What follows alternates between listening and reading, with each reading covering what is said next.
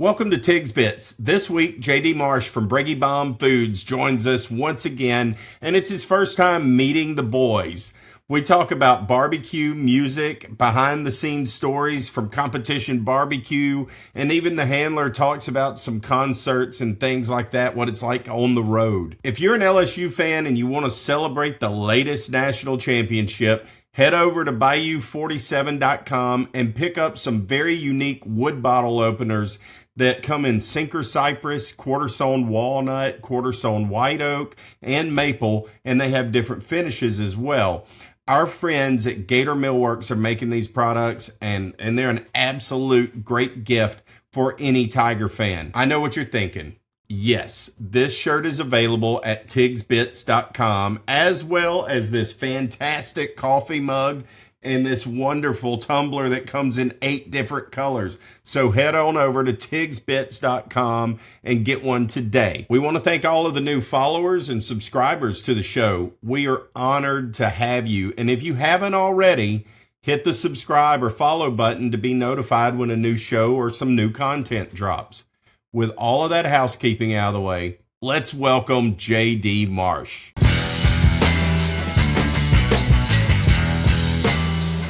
I think, correct me if I'm wrong, JD, but when we did this last year, was one of your first podcasts that you'd ever done, right? Yeah, it was in the first 3 that I'd done. I can remember one more before that for sure, maybe 2 before that, but it was one of the first for sure. that dude's been on everything ever since. So I mean, that's what we do here at Tig's Bits. Obviously, yeah. You know, we bring everybody up to the big leagues, including ourselves here lately. So I'm following Bubbly Love Sponge and Diamond Dallas page. I'm feeling pretty good about myself. You're damn right, you should be. You absolutely should be. I had to tell JD on Thursday, when we thought that that DDP may be coming in, he got pushed. We ended up doing it Friday. I did tell him, I said, man, I've never had to bump anybody. Sorry, man, but I'm going to have to bump you. What are you doing next week? DDP's coming in. I'm sorry. You do what you got to do. Absolutely. Yeah, for sure. It's been fun the past week or two to watch y'all on social media and watch y'all blowing up and see what all's going on. It's pretty wild. Hey, you're telling us it awesome, is, man. I'm glad you enjoyed it. Yeah, we've definitely enjoyed this little bump and ride. So it's like, all right, guys, we got to get a little. Let's make sure we stay consistent here, and let's bring something. And then JR brings in DDP, though. You know, that was a nice start. Yep, absolutely. Yeah, but look, so we've got JD on here today. Everybody bringing him back, of course, and when you know what that means. JD Marsh is on here. There's only one thing that we're going to be talking about today, and that's Texas barbecue in general, condiments, whatever. But JD, bring us up to speed on everything that you guys have been up to with Breggy Bomb here lately. I know that we're in the middle of baseball season, but that doesn't stop barbecue sauces, rubs, and all of that stuff from going on. I know y'all been in competitions and things like that, and it's been a little bit since we kind of talked and got caught up. So what's been going on so far with all of y'all in 2023? Yeah, I'm trying to remember the last time we talked. I guess it was last fall sometime after we'd been to Kansas City, I think. Yeah. But yeah, since then we've gone. Well, you were a part of it early this year, January or February, whenever that was. We launched in all Rouse's over there in Louisiana. We did a big deal with them.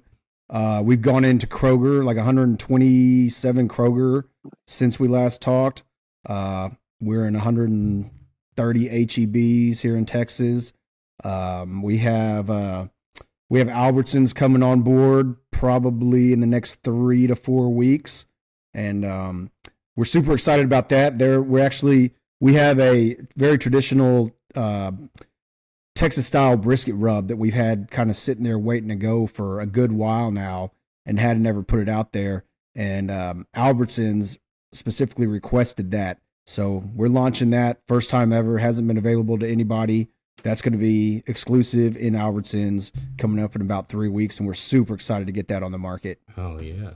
I'm excited. Awesome, I'm excited. all kind of stuff. I'm excited for that to get on the market. Yeah. Yeah, and it's like I said, it's super traditional Texas brisket rub. We're calling it Brisky Business is the name of it. Nice. That was a buddy of ours came up with that name and said, man, that's a good one. We'll go with that. I like that. And it's heavy salt, pepper, garlic, a little tad bit of sugar, but very traditional Texas style. That little bit of sugar to just kind of help aid in getting a little more bark. Is that what the sugar does? Okay. Yep, that's right. And then we got new product wise, we have our crawfish boiler, our seafood boil that's ready to go. We kind of missed the boat this year. We were a little late on it. We did some testing at the shed there in Mississippi in February. Brad cooked a bunch of crab in it and gave us some really good feedback on it. We did a crawfish cook-off here a month or two ago and actually won the thing down in Matagorda, Texas, down on the coast using it. So we've got some good feedback on that. Stuff.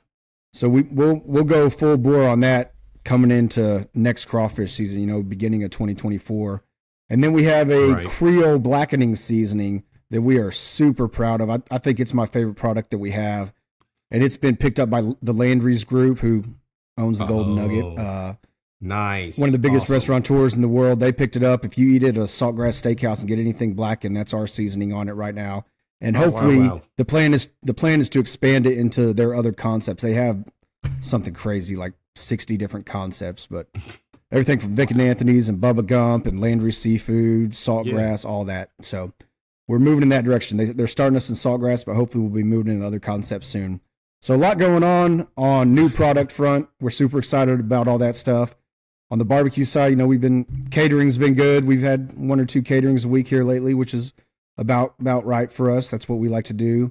We went to Memphis in May last month, which that was our first time there. We did not cook. We didn't compete. We were just hanging out with, again, the folks from the shed and Loco Cookers.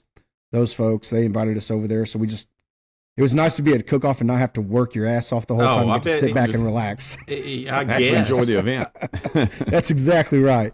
And that Memphis in May, like I said, that's our first time there. And it is whole nother ball game.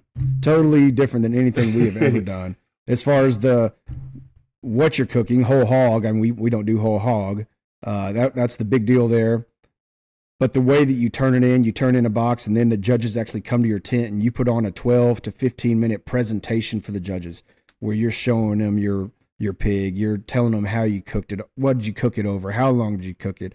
What seasonings did you use? And then you cut into it and you let them taste it while they're sitting there. And it's really all about putting on that show for those judges. So we've never done anything like that. I mean, everything we've ever done, and we've done some of the biggest cook-offs in the world, has been put it in a box and turn it in the judges, and that's all you have to do. So that was a different ball game there. Well, some salesmanship was really goes fun. Into that. Yeah, I like it. Big time. A lot of salesmanship. Yeah, absolutely.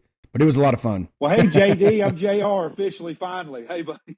Yeah, I had to make sure everybody knows I'm from Alabama, and our internet's terrible here, and we're backwoods, and we're technically challenged. So I just want to make sure everybody knew that right off the bat. So there you go. It's out in the world. There you go. But good to meet you. Thank you for coming on the show. I was listening to everything, and I was just saying, you were talking about doing Memphis in May, and I was saying this podcast prep should prep you for that because you're getting used to talking and BSing and all that and giving your spiel on the business. Just talking about the technology, we can lean that into JD's field.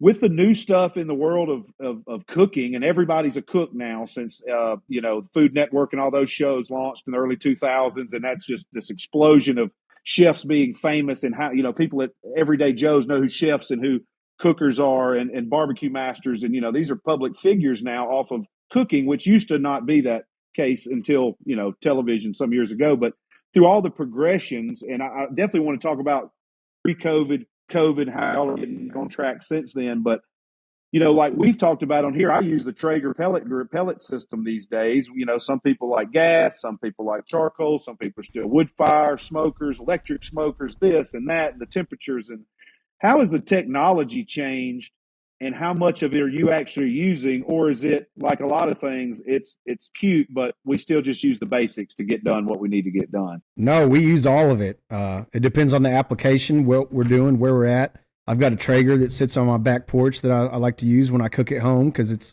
convenient and it's easy. We've got, Brantley's cooked on one, a big propane-fired old hickory rotisserie pit. We have 2 of those that we use. if we're doing large caterings. Thing's badass. We've got some new folks that we've started doing a lot of work with is Loco Cookers, and they have a new technology. It's almost like a Weber kettle grill, and combination of that and a pellet cooker. So it's kind of the same fan and burner system as a pellet cooker, but it burns charcoal instead of pellets, but it regulates your temperature with that fan, and it's about the size of a Weber kettle. But you get that same old school charcoal taste if you're cooking burgers or whatever you're doing versus the pellets, which is pretty cool. And they also have some flat tops, and they have big boilers. We use their 90-quart crawfish boilers, which they're really nice. But yeah, that new piece of technology on those little kettles is really cool. You get that, like I said, you get that same cool. charcoal taste, but you can sit back like a pellet grill and just let it go. So yeah, all that, whether it's any of those temperature gauges, thermopins. That's what I was going to ask. Being able to look at your phone and check the temperature instead of having to hover over. I mean, things like that. I'm sure you've probably got timers or things set where if it goes below this, it's going to alert me. Absolutely, and it's nice, especially. Let's take a cook-off, for example. At a cook-off, we're still going old school at a cook-off. We're using a traditional offset stick burner because though I like the Traegers and stuff like that, and I have no problem using them, for the absolute best product I can put out, I still feel that traditional offset burner is going to put out the best product. But we'll sure as hell use some thermometers and some technology in that offset burner and tie it to our phone so we can get some sleep. And if the temperature starts to dip, it can alert us and we can get up and go add wood to the fire. So yeah, a combination old school and new school. That makes sense. That seems to be, that's really what, and I work in the music business. So that's still in every business. You got to adapt and embrace what the good parts of it. Same with social media. Everybody hates social media now, but I get to see my friends' kids and things like that. My aunt I haven't seen. Well, that's the good part of it. But people fighting over people they don't know is the bad part. So same with anything. You take the good and leave the bad out. So that makes sense. I was just wondering that because exactly that, like you're saying, because I know the guys that I know, because I've been to some of this stuff and know people who've dabbled in it over the years. And yeah, they don't sleep. You have to be on rotation. You're up all night. You're watching this. You're checking that. There's a process and a guard who's got to be responsible for what part. And a cook-off is really the only time anymore that we do the stay up all night kind of stuff, and we don't do a whole lot of that. We cook pretty hot and fast now. We used to do the 225, cook it for 16, 18 hours, but it's probably been 5 or 6 years since we've done that. Like a brisket is usually our longest cook, and we can get a brisket done in 8 to 10 hours. So usually if we're up at 4 in the morning getting it started, we'll be in good shape. But cook-offs are really the only time that we do get very little sleep. Anything else we do, whether it's a catering or something like that, we're cooking that on the old hickories. And so you don't have to babysit it near as much. But cook-offs, we do still like to go with that old school traditional offset pit. So now you're saying you go a little hotter and heavier and do it in a short amount of time versus that low and slow. What made you transition over to that? Seeing other people doing it and being successful and them getting more sleep than us. There we go. Look, I can attest that. Yep. I watched helping JD and them cook. I'm like, wait, what? What? Don't we put this a little lower? Than that? No. Well, okay. I asked them the same thing, Chad. I'm like, what? Why are we doing this? And same answer. Well, I've started doing it. Yeah. And hey, I saved pellets and I cook faster. Well, it's like you see Phil Jackson win the championship running the triangle offense. Hey, maybe we it's been at least 5 years, and we cook everything between 275 and 300 now. We don't go any lower than 275 ever. Well, I'm no pro, but I've been doing that for years, and it's been probably I felt like I could, like my neighbor used to keep everything real low, and we'd cook ribs. Not like I'm just the rib master, but like I'm out there kind of screwing around, going fast and quick, and then he's been spending way more time, and I get done. He's like, "Dude, your ribs I think are better than mine," and I've been doing exactly all right. I'm like, well, I don't know, man. It's just the way I kind of do it. But I'm a Weber guy. That Loco grill, that sounds like something I need to take a look at because check it out. They got them. Yeah, check it out. They got them at Home Depot. They just went And in they're Home Depot available. recently. Yep. My ears perked up wow. on that. So yeah, he'll have one by midnight. Yeah, they're very cool. yeah. Panama City, here I come, says Blaze. Is there one closer now? We got one in Destin. Oh, all right. Yeah, Excellent. yeah. No, it's only been 15 years since I lived there, so that's about time. Little town I'm from Florine, a little town called Manny's, getting a Taco Bell. That's big time. That's big time. You know? We just got a Taco Bell a few months ago. Watch We're moving out. up in the world over here too. So where are you based out of? I'm in Sealy, Texas, just west of Houston. Gotcha. Yeah, we were actually in the Houston area, and I was going to mention earlier. I figured we wait. Yeah, we've worked at the Houston Rodeo a few times over the years, and I've gotten some great barbecue snacking around there and partying around there. I've had to switch hats when we had a Texan on. My buddy Joey Austin, who started Huey Hats out of his garage. He used to put a big show on with Crown Royal back when I was with John Party. We used to go over there and party with those guys. And then when Justin and I've been back the few times we've played the rodeo, just always we look forward to the queue out that way for sure. But we were in Houston. Oh, it's been a few months ago now. We were in Conroe, Texas, north side of Houston, north of the Woodlands out that way. We played a concrete manufacturing plant's big corporate party deals. Us and Randy Hauser played at this. That as Texas should be the largest concrete manufacturing facility I've ever seen in my life. There would have to be 200 acres of just pipe out in this pastured field, stacked 30 feet high. It was just, we're in Texas. But I was thinking about that. You'd be in from there, and you'd mentioned going to Kansas City and Memphis in May. And I know COVID kind of put a damper on everything, but now that you guys are ramping back up, just like with us, there's places you get real excited to, and after you've been a bunch, you're probably not as excited as you used to be. Do you guys still get on a big spread? How many cities do you think you do? What's a run like that look for you guys? And are there places what's the ones you really look forward Myself and my direct team, we don't do nearly as many cook-offs as we used to do. We used to do, one every other weekend throughout the year, but now we're all older and have kids, and you know how that goes. So we kind of had to slow that down a little bit. We sponsor a couple teams that go out and do cook almost every weekend. So they're either guys that don't have kids or their kids are already grown and gone, so they got the time to do it. So we sponsor them, let them go cook under our name and promote our products for us and whatnot. And we go join them when we can. But our direct team, myself and my partners, we might cook 80 events a year now. Not a whole lot. But our big ones, obviously, as far as time and effort, our biggest production every year is the Houston Rodeo Cook-Off. That's a big one for us. We have 4 spots out there. There's nobody with a bigger spot than us at the rodeo. There's other teams that have equal spots to us, but nobody has bigger. So we got a big production.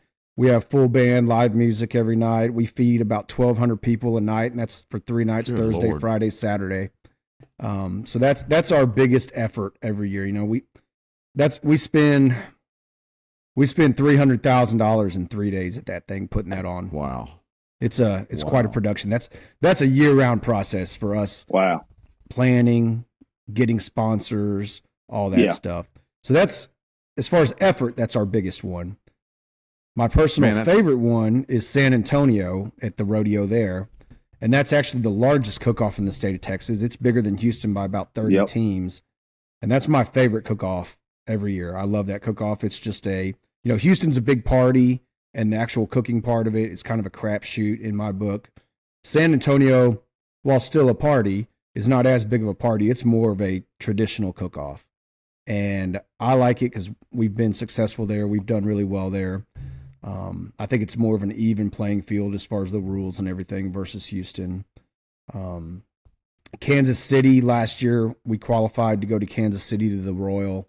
That was our first time there. That was an amazing experience. There's 500 and something teams there, which is insane. It's at the Kansas Motor Speedway.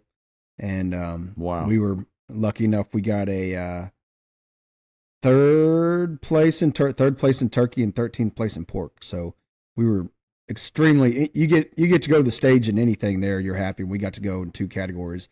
We were shocked and thrilled.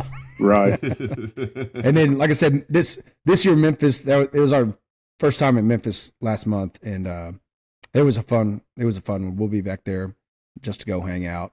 And then there's a lot of smaller ones around the Houston, South Texas area that we do every year, you know, small 50 to 100 team cook-offs in our hometowns and whatnot. So yeah, that's where we're at. But Houston and San Antonio are our two consistent every year, two big boys. Yeah. And that's and you know, we kind of do the same. We do about 80 shows a year. We used to do about 150. So kind of like you guys, we've cut down considerably now that everybody's got kids and married and, you know, kind of got the career to where we can do what, you know, kind of tame it to an angle where it's more manageable at this stage. And probably like you guys, y'all probably used to stay up all night and raise Cain. And as time went on, there was less beers and less Jack Daniels and a little more making sure phone calls got made and things got taken care of as life happens. But for us, same, and some of our favorite events we ever do are rodeos. We always say if we could play about 50 rodeos a year, we'd be fine because we love playing those. They're just, you know, that and NASCAR is some of the most just, you know, red-blooded American things left out there. I mean, you know, you're going to get the flag and everybody's, you know, gets their hat off and it's just going to be the real deal. And barbecue competition as big as it's gotten, some of those do the same numbers. I don't know exactly what the cook-offs are or the numbers are at the Houston cook-off every year, but I know over that 3-day period, Thursday, Friday, Saturday, the entry into the gates is somewhere around 500,000 people. Right. I mean, that's just, that's insane. Well, talking about being from down that way, it's funny, when I first got into the music business, we used to come out there and play with some Texas legends like Jason Boland and Roger Krieger and Kevin Fowler, and we would always play the Firehouse Saloon in Houston, Texas. I don't even know if that place is still there. Rest in peace. It's gone. It's not there anymore. I want to say about 5 or 6 years ago. It burned down under questionable circumstances. I could imagine. It was cool back then because it was a big club to go play, and we were opening for Jason Boland. You know, this is when I was with Wayne Mills, Chad, and but yeah, I remember we're going to Houston. We're playing the Firehouse, man. It was cool, you know. But thinking back, it was probably just I hadn't been in years, but it probably was a lot rougher than at the time. No, it was still a great spot, and they had great people come in. I mean, famous club here in Houston, Houston area. Obviously, been around a long time, and everybody's played there. Super cool, old school spot. They had all the boots hanging from the ceiling. People would donate their boots when they played there, whatever. They'd hang them from the ceiling. It was just a cool old spot. They had good barbecue. They better have good barbecue. Yeah, we play Billy Bob's. We still go over to Cooper's and eat. And I know some people will bash it, but man, Cooper's is fine to me. And Texas, you guys will just eat up with it. I got a buddy who moved to Texas just so he could eat all the good barbecue. He lives down San Marcos. He's right in the heart of. I say new. There's a spot there, Hayes County Barbecue there in San Marcos that has been open. I don't know, 4 or 5 years, and it's really good. And then it's fine. It's right off the interstate. Just right off the interstate, yeah. And I think the best barbecue that I have ever eaten at a restaurant is in Seguin, Texas, which is just not far from San Marcos at all. And that's Burnt Bean, and it's been there about 3 years ago. And those guys just got nominated for a James Beard Award. They were at the James Beard Awards last week. They didn't win, but still, for a barbecue guy to get nominated for a James Beard Award is saying something. Yeah, absolutely. Absolutely. JD and I have talked about this, doing a tour of Texas. I don't know when either one of us are going to have the time to actually do it, so we're going to have to just do it like in Houston proper in one day, you know, and hop around the area. But man, some of those places that you can just go and get lost in, it's kind of like here in Louisiana, the Boudin Trail. You know, there's all kinds of places along in Acadiana and through there that mom and pop shops that have just the best boudin and sausage and smoked meats that you'll ever have. But boudin is king here. We're in Louisiana, and they all have the best. But here's a little spoiler alert. I've been to all of them. I'm going to do a show on this at some point in time. They're all good. There are none of them that are bad. I've never left one and I've been like, well, my God, that was just absolutely terrible. They should shut the doors. You know, I mean, that's never happened. We're pretty excited. We're getting a best stop here in Katy. They're opening the best stop. Oh, are you? Oh, yeah. Wow. Well, that's smart. That's freaking smart on them. Yep. They will make a killing. Absolutely, man. That best stop crackling is the best. That's the best. There is. So yeah, I've tried it a bunch. I'm with that too. Hey, and some of the best boudin I've ever had. Talking about that, some of the best boudin I've had was in Baton Rouge out of the damn street vendor guy in the hot dog cart. Before this has been years ago, there used to be a guy that sold them out of a hot dog cart in Baton Rouge, and it was $2 or whatever for some boudin on a paper plate. I'm like, I'll tell you what, it's a fine art to make boudin. I can make sausage, I can make good sausage. But boudin, I've probably made 5 or 6 batches or tried to. I mean, they're good. But the last batch I made, it almost looked like it had to wait. Somehow or another, I got heavy-handed with paprika in it. And it ended up being kind of reddish. It would have just, we ate it. It got destroyed. It was good, but I would not. Yeah. I wouldn't give it to anybody. I wasn't very proud of it. It did not look the part. Well, and on JR's point there, it's I was on some crazy adventure, which could be a show in itself. One time, I got lost down in Pierre Part, Louisiana, and spent 2 days down there trying to buy a camper. Ended up in just an absolute fiasco of events that took place over that 2 days. Never got the camper, but I did get some good boudin. It was this little gas station, and I was like, man, I'm hungry. Let me see what they got in here. And dude, they had just the boudin was everywhere in there. I was like, this is unbelievable. So at the first, I never even heard of I guess what they call a blood boudin. They had that. They had something else, and I had 2 or 3 different things rolling. Dude, it was so good. That's still the best I've ever had. That gas station. That was a highlight of my trip, that and some frog legs I found, but no camper came home. But some great stories. You ate good, it sounds like you got lost in the swamp, so worse things could have. You came out of it. I did. You're still here talking to us. I did come out of it. Some folks hadn't come out of Pierre Part, you know what I mean? Like, you've been there. There's some I shipped some product to Pierre Part yesterday. Did you? I did. Well, I remember seeing it when I was packing the box. Spreading. There you go. Well, there's not too many places that you ever we get a lot of a lot of Louisiana love. Absolutely. Well, I think and you and I've talked about this, JD. The mutual love of of sister brother states, I guess you could say, like Texas and Louisiana. We're friends. It's I'd say especially the Southeast Texas area. Maybe. Yeah, yes. Especially Houston. Houston, Lafayette, and Baton Rouge. I would lump those almost all together. Because I would too. It's one big the heavy oil field influence. We got a ton of y'all over here that work in the oil field. There's a ton of us that go over there work in the oil field. Mm-hmm. Most of the companies have offices in both areas. It all operates as one and the same. And so we have a ton of spillover. Every bar in this area during crawfish season selling crawfish. We got a ton of Cajun influence here, which I'll take that all day long. And I think it's the same over there. Y'all got a lot of the Texas cooking influence over there as well. I want the smoke. The smoke is not... It just doesn't want to seem to cross the Sabine River yet, but eventually, maybe it will.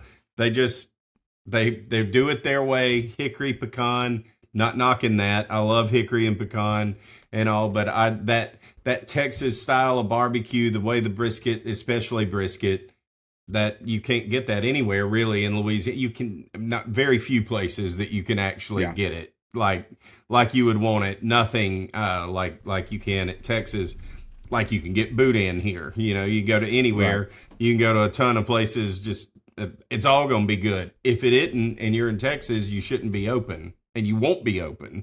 So they'll run you out. High level of expectation there. Yeah, I never had brisket until I was an adult and went to Texas. Same as I never had boudin until I went to Louisiana. Mm-hmm. That's regional stuff. That.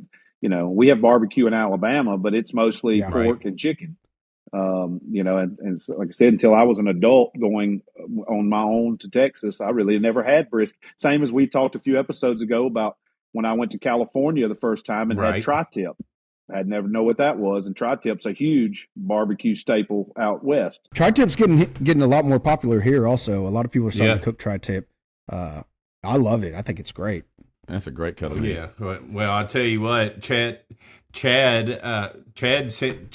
me a Wagyu tri-tip, and I mean we've discussed this ad nauseum on the podcast, but that's a whole different world in and of itself. The Wagyu tri-tip, just Oh, it's just unbelievable. Sorry, J.O. Oh God! I can So only Chad, imagine. where do you live at? So I live over in Freeport, Florida, near Santa Rosa Beach, Florida. Okay. Destin, Panama City Beach, right there, kind of. Yeah. So Panama City Beach, Back Beach Barbecue.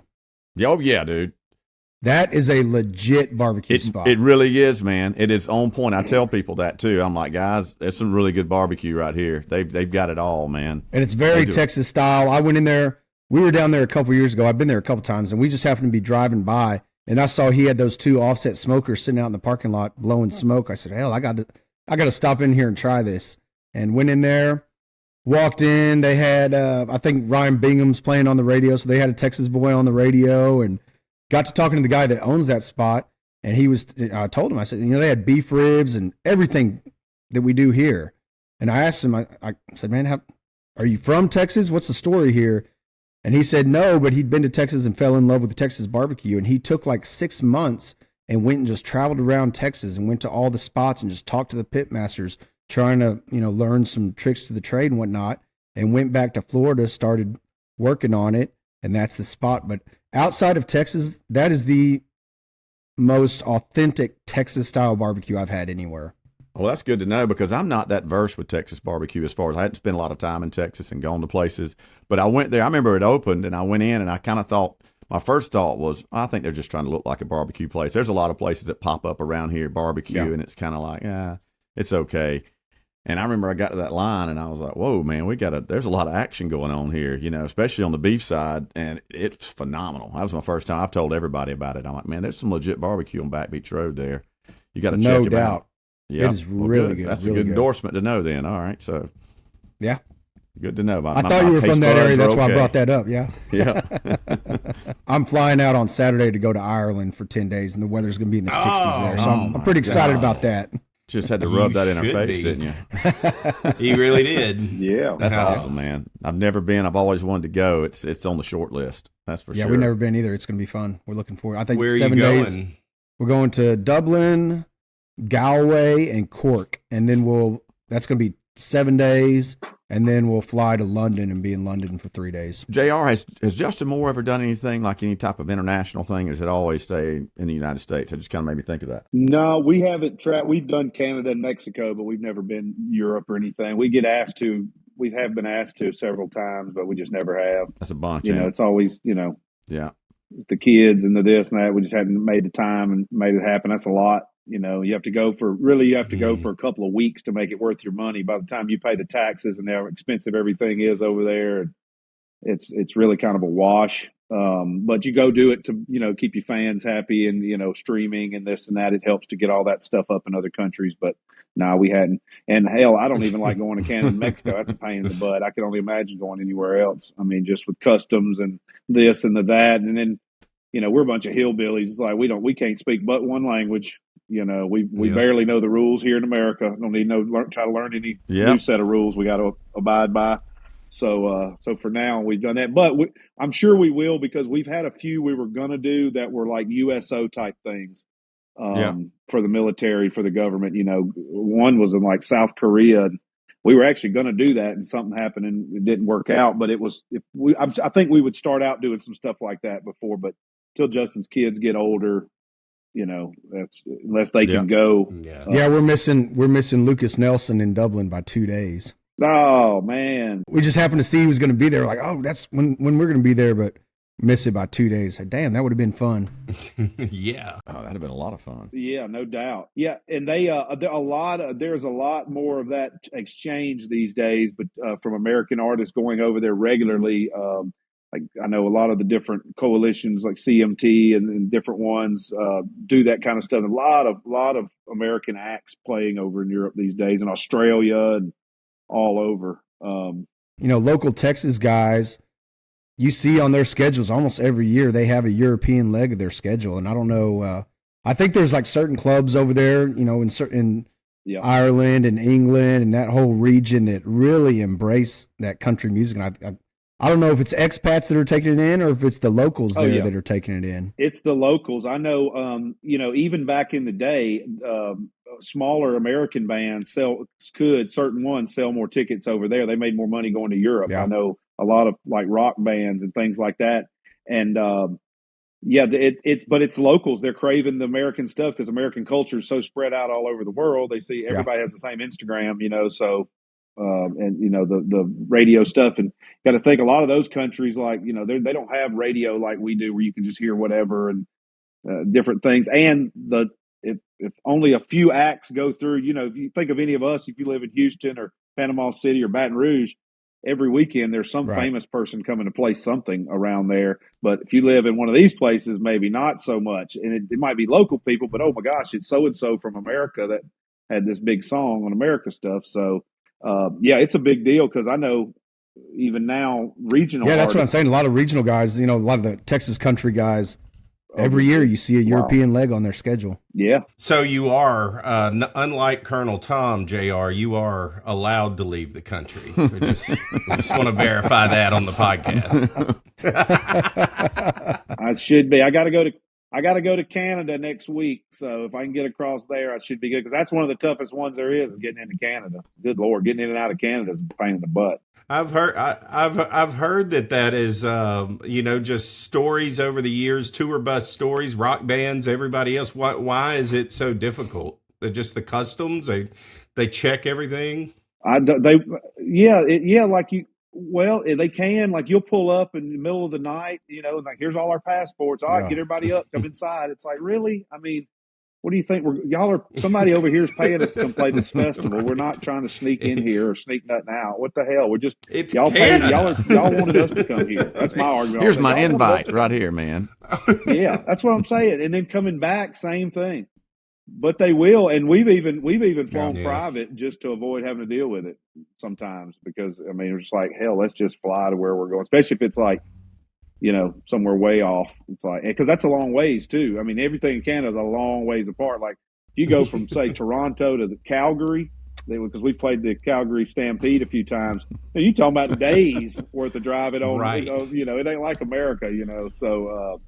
But getting in and out is I don't know why it's that big of a deal, but it is. Canada's, they don't want Americans in, and they want you right back out, and they're going to take a piece of taxes on everything you do while you're there.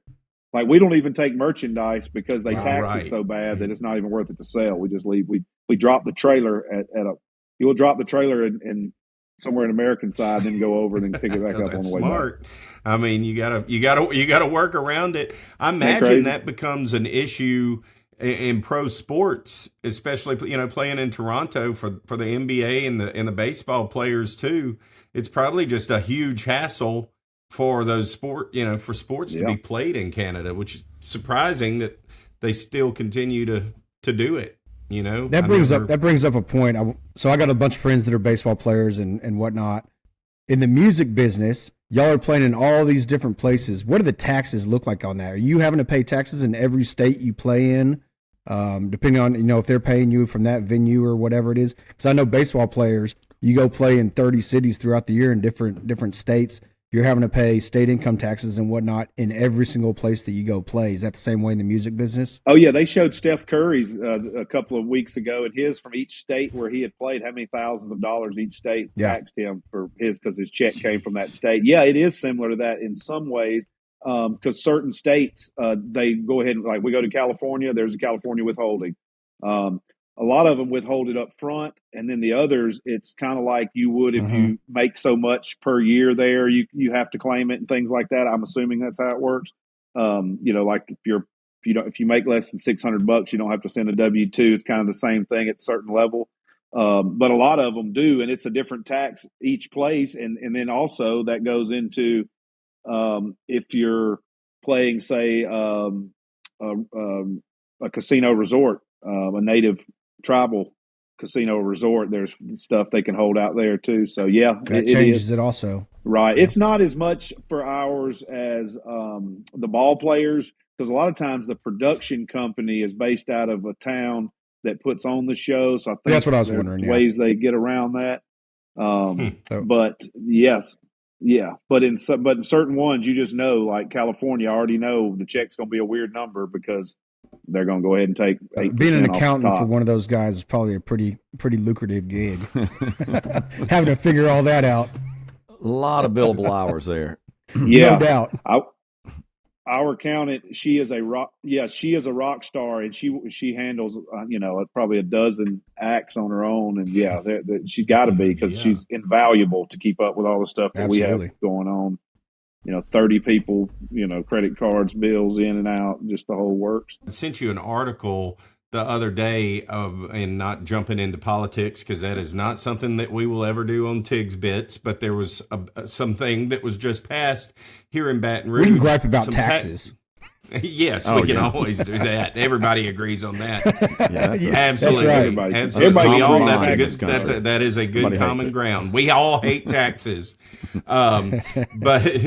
But Baton Rouge passed a bill, or they passed some incentives to bring in more touring acts into Baton Rouge to utilize Tiger Stadium and the Raising Cane Center, maybe even the PMAC at LSU, I would hope. Are things like that, those types of incentives? I mean, that does draw in, because we're talking about taxes and that type of stuff. I would think it would probably be a lot more profitable now to play a gig in Baton Rouge than it would be, say, in California somewhere. You're going to come home with more money. The artist makes more bank. You're not taxed as much. So I guess that can completely influence where you go on tours and things like that. I'm not saying that it does for Justin Moore or you guys, but just overall in the grand scheme of music, the music industry as a whole. Is that a fair statement? I'm just curious from a musical standpoint. I would think so, and I think it'd be the same in JD's world when they do just anything that's doing events where you need mass amounts of people to gather around. If you're up in the facilities and making it a point to make it an area that people want to enjoy, and I mean, because a lot of these towns, I've noticed over the past, since the pandemic coming back, they have taken a lot of these towns and made entertainment complexes, more so than just like there's a building here and this stuff around it. The whole thing's tied in together. I know we were at the big one in Arlington. A lot of the 4th Street Live type deals, they have them in St. Louis. I was going to say that one in Arlington, that Texas Live in Arlington is just exactly like there are a lot of those type things, and maybe not as grandiose as that, because that's a big, big, nice one. But things like that are all over the place, and that's directly what they're doing there in Baton Rouge. They're putting the money to bring the people in, so the hotels will fill up, so the restaurants will be used, the cab services and airports will be used.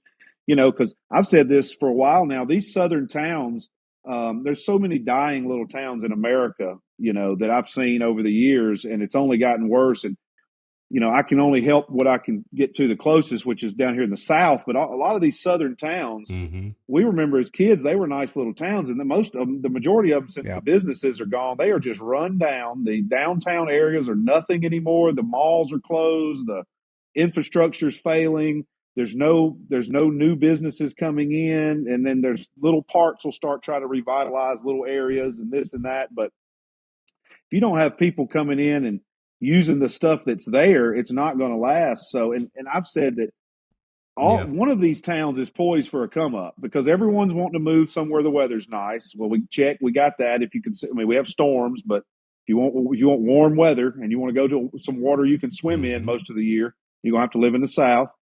And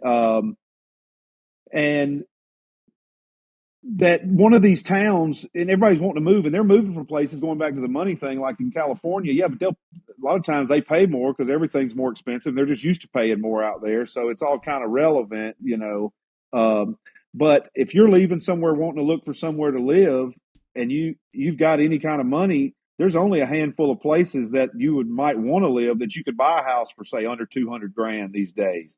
And, Baton Rouge, Shreveport, Mobile, Pensacola, Montgomery. I mean, a lot of these southern towns along there that that were big towns. New Orleans, even. Yeah. New Orleans is probably still expensive, even though it's no better off than it's ever been. But you can move to these places, and there's stuff there. It just needs to be brought back to life. So I'm thinking at some point, one of these towns is due for a come up, because it's going to take things like those initiatives to where you've got a nice place for people to do. Because if you get there, there's nothing to do, and there's nowhere to work. There's no place. There's no reason to go. So you got to have jobs. You got to have stuff for people to do. So a lot of these towns are doing just that. They're putting together these complexes, and And it does, because then you get a promoter coming in saying, I can run X amount of shows here this year, or a restaurateur that can come in and say, hey, I'll have this many plates served this year, or, or all the beverage company that wants to work with you to install all your trickles nice new down taps. And, so all that ties in and out. And then when you go, it does. And when you go somewhere, and when you go somewhere you like and is nice, you talk about it. So then it inspires other people to go, and and then it gets to rolling, So there's two things on that. If there's somewhere you really like that's kind of quiet and low key, don't tell nobody, because everybody will show up. I live in Gulf Shores, Alabama. I can attest to that. But if you do want it to get out and it's good, just let people know, and it'll get noticed, soon enough. But long answer, yes, Tig. I think that's going to help a lot. With entertainment and with just events in general, conventions, all that kind of stuff. Yeah, I think, JR, what you're talking about, and you're in the music business and have been. So I know you've been in New Braunfels, Texas, many times over the years. I'm sure. Played. It used to be a sleepy. Times. Oh yeah. Used to be a sleepy little town, right? The last 10 years, it has gone insane. I mean, they got Whitewater Amphitheater there. They've always had Green Hall there, but the downtown has a bunch of cool little bars and stuff now. It's kind of, it's the perfect storm because it's right between Austin and San Antonio, but still, it's a sleepy, nice little town with some cool things to do. And all of a sudden now it's just gone insane the last 10 years. I could only imagine. I was probably there last in about 07 or 08, maybe. Oh, it's changed a lot since then. Yeah, that was pre-Whitewater, all that. I know. I mean, I'm good buddies with Cody Johnson and them. I know that's home base for them. And Jackson, his tour manager, was telling me, you wouldn't even recognize it if you got down there, because it was still dusty little street. Looked like the front of the George Strait record that you had with him sitting in there. It had the chicken wire around the outside, and we were opening for Kevin Fowler. It was Texas Saturday night. It was awesome. But and then just real quaint little German little influence little town there. We'd have to go towards the interstate with the guys to go to Whataburger back then, because there wasn't really nothing to eat late at night there. But that's a lot of Nashville. I was in Nashville recently, and I lived there for over a decade, and it is just in Austin. Every time I go back to Austin, it's just more and more. I'm like, what? And it does not slow down. It does not slow down. It's crazy. And Houston, where you're at, I mean, how big? Think how big Houston is Jesus. now. I mean, it's it's probably huge. I mean, land wise, it's the biggest in the country. It's got to be, because I mean, it spreads out. You take off from the airport, you're up in the clouds before you don't see buildings and stuff anymore. Well, yeah, long way. I know you were saying y'all were in Conroe recently. I mean, Conroe is a suburb of Houston. I'm in a suburb of Houston. That's a 2-hour drive for me just to get to Conroe. Right. That's right. Yeah.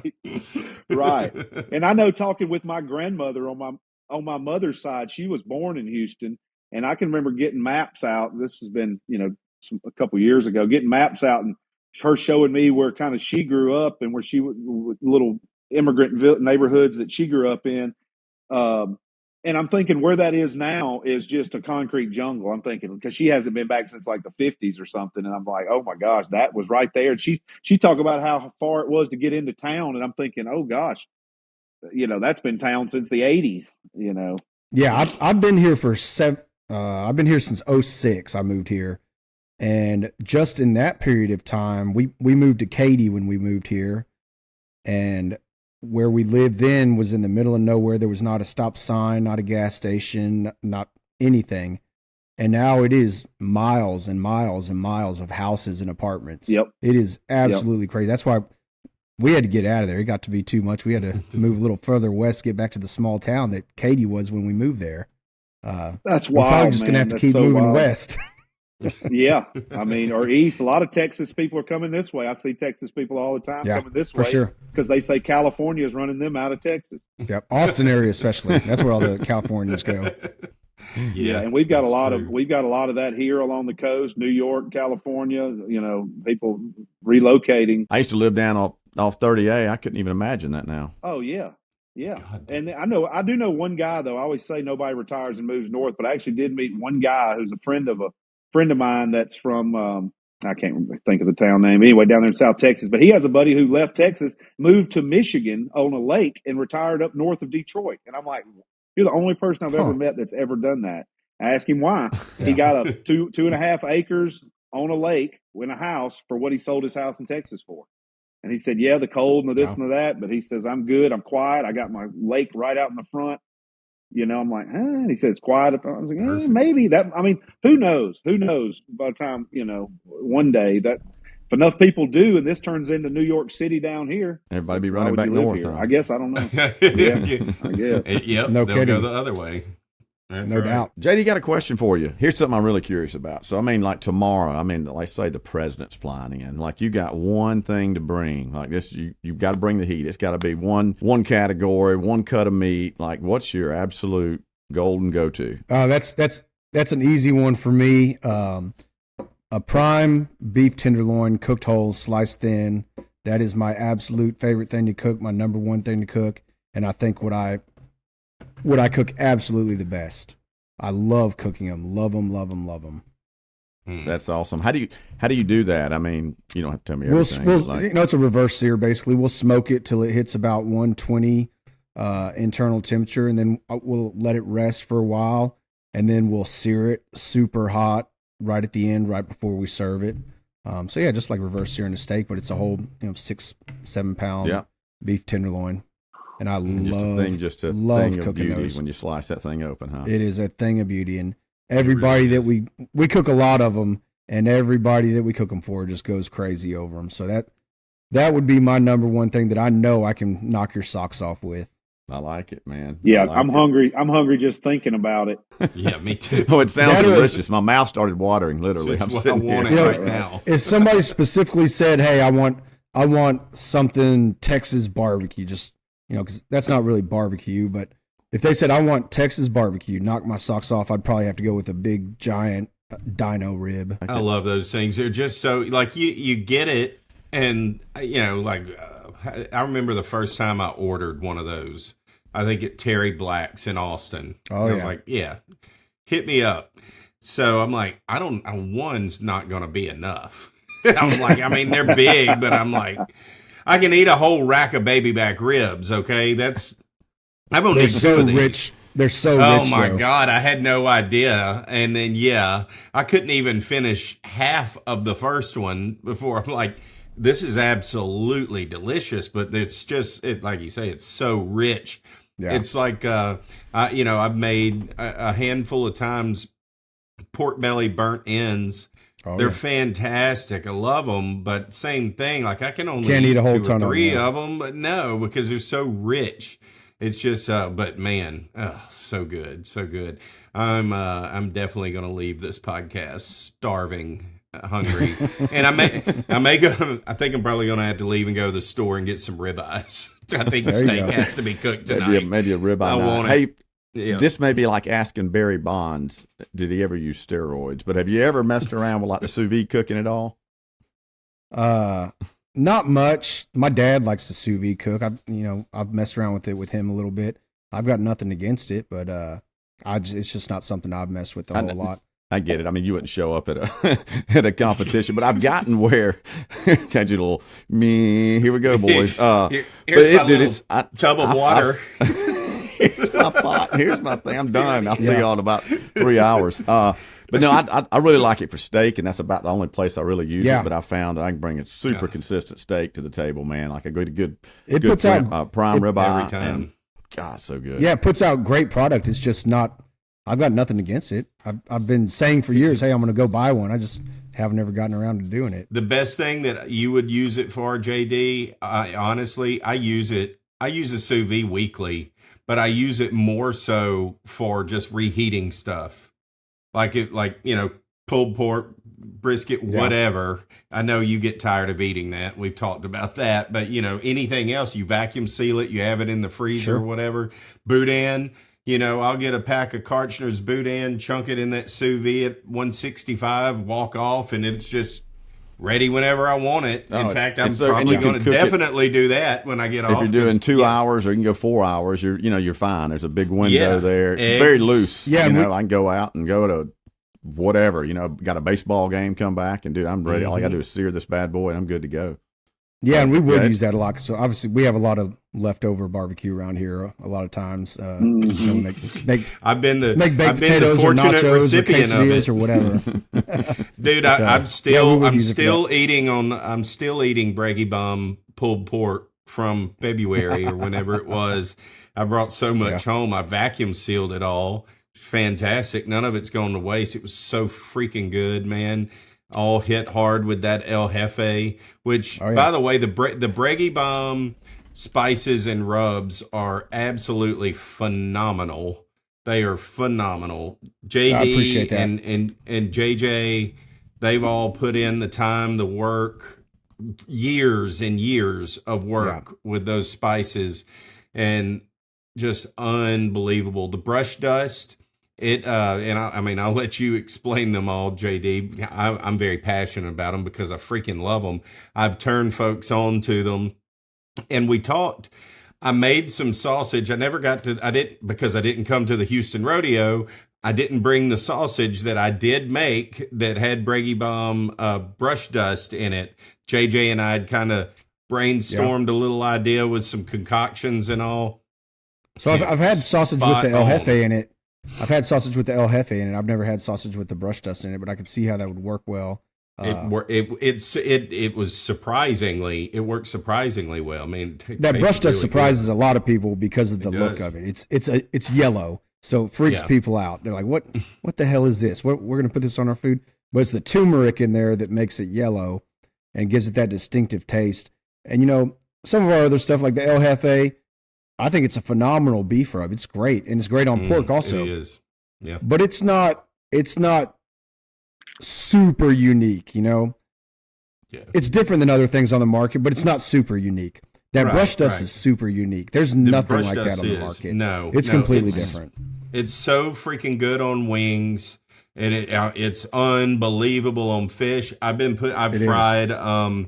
fried shrimp recently. I put that in with the flour and all that stuff. I had some brush dust in there for the shrimp, and fish, anything. It's a really unique product, and I could see where folks would be a little concerned because it's yellow, But I mean, it's probably something good. It's probably our least selling product on the shelf.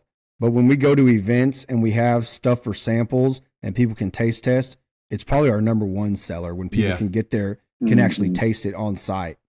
It is we just gotta get the message so out, unique. huh? Yeah, that's right. Yep. That's it. Yeah. I've got a box worth of stuff to send you boys of all of this stuff. I'll send you. Yeah, I was going to say one of every. Yeah, we should. I send y'all some of the new stuff too. Yeah. There you go. Yeah, y'all got it. Y'all have to. Oh yeah. Y'all gotta have some of this stuff. Right. Now you're talking my love language. We could try here. We could all do a different something, and then talk about what we used and what we cooked and all that. Because I'd love to. I don't know if I don't know. You might. I don't know if you've ever used one of these, JD. But above Chad or above Blasey, there we got the Bull Boss, because Bull Boss has come on to help us out and send us some Bull Boss equipment. And nice. I don't know if we've talked about that. Did you use the Bull Boss this weekend, Blasey? Man, I did, and it actually worked really, really well. I was skeptical going in. I was like, man, this is gonna mess me up. I'm gonna have to adjust my boil times and Dude, I didn't change anything except I didn't throw ice in there and I didn't dilute my seasoning, and this thing shut it down just like it said, that 3 to 5 minute window. I think the first time we counted it was like 4 minutes and 10 seconds, and it's about 4 minutes every time. It cools the pot down. It's a ring. It sprays the pot versus adding ice, and it just and it's amazing because we're sitting there looking at it for the first minute. It's like, this is not going to drop temperature, and then about 2 minutes, dude, it just starts. Here comes that thermometer. It's going down, gets right to the soak zone. It turned out great. I mean, as good a crawfish boil as I'm looking at this thing online to see what the hell you're talking about. Oh, you had never heard of it, JD? No, I'm unfamiliar with that. Yeah, it's a ring that hangs on your pot and has holes and sprays the outside of your pot. So you turn the water on instead of adding the ice to bring the temperature down. You use the ring, and it worked great. And they also have a paddle. Yes, the paddle's awesome. It's got a long thermometer throughout the paddle, so you can see. It even tells you, it gets you into that soak zone, so you know. We were actually talking about that when we were at that crawfish cook-off a month or two ago. we were talking about, hey, somebody needs to come up with a paddle with a thermometer on it. There you go. Somebody already did it. Bull Boss has got I one. thought the same thing the first time I saw it. I said, I've heard 20 people talk about why don't we have one of these, and then here they go. But yeah, that would be great. And I know we're a little off from crawfish season; it's almost over this year. But I would love to try our bowl with Bull Boss, but also using the seafood spices you have. I'd love to try that right. Yeah, because I mean, we're still going to push that seafood boil. When we come out with, it's great on crawfish. That's what we originally made it for, but that's a regional shrimp, thing, crab, here, y'all's region. Shrimp and crab. We want to push into Florida. We want to push into the East Coast. We're looking to pick 2 fights right now. We want to pick a fight with Old Bay, and we want to with that seasoning, and we want to go pick a fight with Paul Prudhomme with our blackened seasoning. And we think we got a shot with both of them if we go about it the right way. Y'all heard it here first on Tig's Bits, folks, and game on. The war has started. And I can tell you who the hell's going to win it. I already can tell you because I've tasted them. And I even because JJ had some in his truck, I got to taste a little bit of that crab boil, nice crawfish boil, whatever it's going to be called. Yeah, yeah, killer. It's killer. Brantley, I haven't had bugs in them yet, but they're killer. Send me everybody's address, Brantley, when we're done with this, and I'll ship some stuff out to y'all. All right, awesome. Yeah, because I was gonna say we'll make sure. I know. Awesome. Thank you, man. Like I say, I'm down here at the beach too, but I know. My friend who has the round pots that boils with me, both of our wives are from Houma. He's from Georgia. Yeah. I'm from Alabama. Both our wives are from South Louisiana. So we've kind of had to adopt some of those Louisiana cultures, and he's got it down pat. So we're going to do a Royal Red boil at some point here in the next month. So, man, I'll hold out for that because that might be where we need to try them. And we'll take some pictures, and then we can talk about it on the podcast. That'd be awesome. Yeah, I'd just love to get everybody's feedback. And I'll tell you on the boil, it's got a lot less sodium than like your Zatarans or your Louisiana or anything like that. You don't have to use as much. It's a concentrate. It's got a lot of the fruits and stuff already in there, the orange zest and stuff like that already in there. One thing, I don't know how you all cook your crawfish, but if you're cooking in clean water and then you're just soaking in an ice chest or something, it does not work as well for that. You gotta get that seasoning up to a boil and get it rolling so it releases all of the aromatics and stuff in it. So we've had a couple people try it at restaurants here locally that said, "Oh no, it doesn't work for us." Well, it doesn't match up with the way that they're cooking. But if you get it up to boil, and like we use a 2-pot method when we do crawfish, we cook in clean water and then we soak in another pot. But we know how our seasoning works. So in the dirty water pot, we'll get it up to a boil and let it roll for a while and then shut it down, let it cool down. So all those flavors are released in there. We've done that previously. We've already cooked it out. Then we let it come down to 150 degrees or whatever it is, and we'll soak our crawfish in that. But you can't just put it straight in cold water and soak your crawfish in that because it's not going to work how it's supposed to work. Right. And we know that. That's a learning curve for people that we got to get out there to people. Well, your technique works perfect with me. So, and I think with the rest of us, that's the way I'm doing it. I'm letting all that goodness hang out together and bring it all in. So that's how we do anyway. Yeah. Well, we're planning JD. We're planning next year during crawfish season, like in February, March, to have a little crawfish contest. Blasey and I. And we would love for you to join in on this as well. Hell yeah. It's more of a Tig's Bits party than a contest. Let's just call it what it is. But we'll get the gloves out. We'll go Joe Rogan style on this thing. We'll do a podcast from the stage of the Floribama, and we'll just go all in. But we're going to do a crawfish boil. This is happening. It has to happen. I love it. We've talked about it too much, and there's no reason for it not to. JR can definitely get us in with the Floribama to be able to do it there, so it'll be fun. And you can bring the Breggy Bomb boys and bring y'all's stuff, and y'all come over and let's just have a good time. Eat some we'd bugs. Love to do that. Absolutely. We love it. And it's done. And that should match up well for y'all post barbecue season. March's rodeo. Right after Mardi Gras. So rodeo's it could be in April, Rodeo's usually over around, called the 20th of March, somewhere around there. There you go.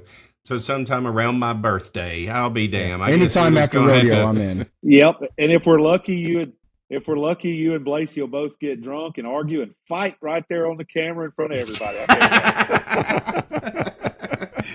I hope y'all go totally trying to sabotage each other's boil too. You know, lose my number. You and your shitty boil. Oh, you bring him back up? Number with your. I'm gonna bring. I'll bring my boy Gil. My boy Gil's gonna come with me, and God help all of you. I don't need him. I'm just gonna bring him just so he's just my intimidator. You know. Okay. I just need him. You'd be thinking, yeah. All I got is JJ. He's not going to do much for me. No, he's not. He's going to talk to a lot of people, though. Yes. We can do a slap pans competition for round one and then play Hal and slap pans, and then we'll jump into the bowl. Shit. Yeah. Well, all of this will be documented, and it might get a little weird. Who knows? Bubba the Love Sponge could show up. Anything can happen. It's Tig Spits. Anything can happen, man.